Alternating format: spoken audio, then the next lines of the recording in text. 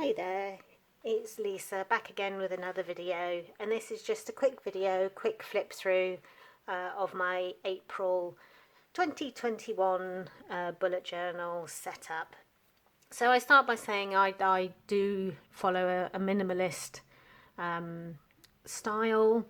I use my coloured pens and my washes to decorate and make each page pop. I do like my boxes, and you'll see that as we go through. But this month I decided to go with a cover page and a single page calendar. And again, you'll find I'm also a big fan of pinks and purples, so that tends to feature. So next page, daily highlights, a line for each day, just to capture something special about the day. For anyone that follows Get Things Done, this is a regular feature each month for me.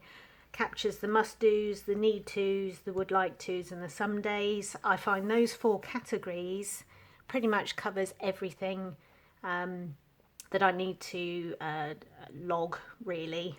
It goes here first, everything goes here first, and then once I move it from here to a weekly, a monthly or future log, I cross it off this list, and then each month what's not crossed off gets pulled through.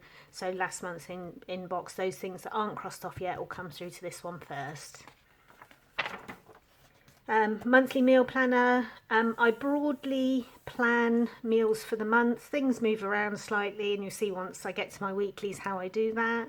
But it's just to make sure there's not too much duplication. Also, month on month, I can look back at each month and get ideas for what meals I want for this month. And this is evening meal only.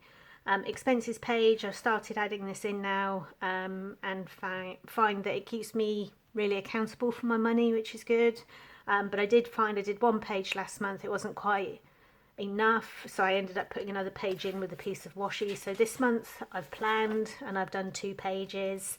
I said the same last month that habit trackers, health trackers, I've tried them all, and I think the one thing that I get the most from is actually tracking my steps on a daily basis. I'm trying to do 10,000 a day at the moment.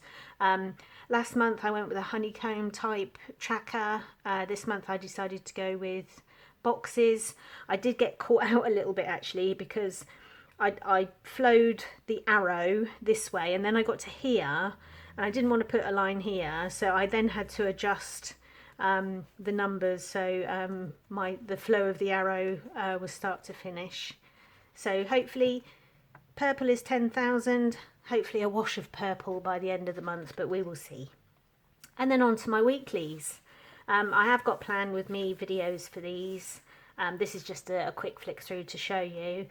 This is by far my favourite weekly setup, and what I decided to do this month, just to see how it feels, I've gone with the same setup for the 5 weeks of the month, but what I've done is I've changed the colour for each week.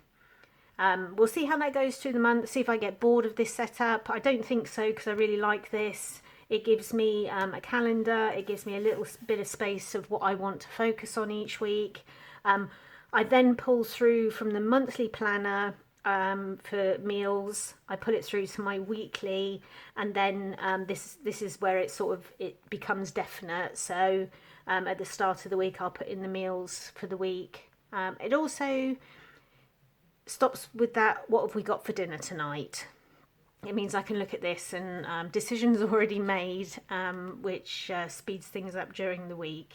A good size box for each day, and then a small habit tracker here. So I am still habit tracking, but because it's part of my weekly spread, I'm more likely to complete it on a daily basis.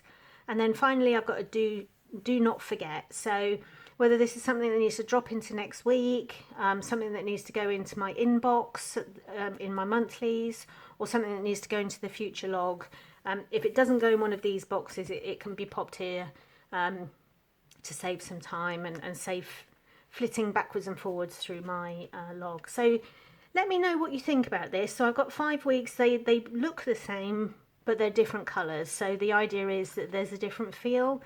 So for the first week I've got purple, then I've got brown, And with this one, I had to use my white gel pen over the colour because it was too dark to go in with my black. Then pink. Pink's always going to feature somewhere, isn't it? And again, it's matching that pen to the washi. That's my creative. That's as creative as I get. Turquoise, and I absolutely love this colour. And then finally, the Busy Bee got in there again. So in my March setup, I used the Busy Bee. And so finally on yellow. So as I say, just a quick flip through for April. It's nearly upon us now, and starting to think about my May setup. So do keep an eye out for my May spreads. They'll be coming very soon. And I hope there's some inspiration or something that you've seen here that you liked. Please hit that subscribe button to show support for what I'm doing. I hope you enjoy it as much as I do. Take care.